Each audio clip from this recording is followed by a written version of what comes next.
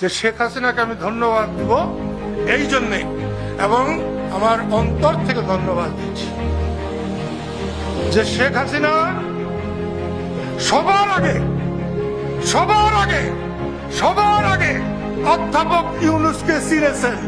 আমরা অনেকেই তার পরে অনেক পরে চিনলাম, আমি তো বহু মানুষের পরে চিনলাম, কারণ আমার তো মনে হইতো অধ্যাপক ইউনূস খুব একটা ভালো মানুষ।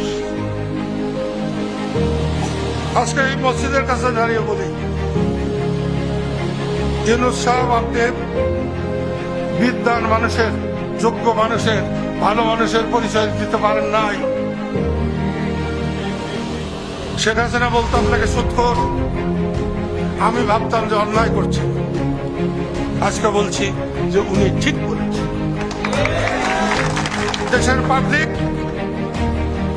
শেখ হাসিনার পরে চিনছে অধ্যাপক ইউনূসকে।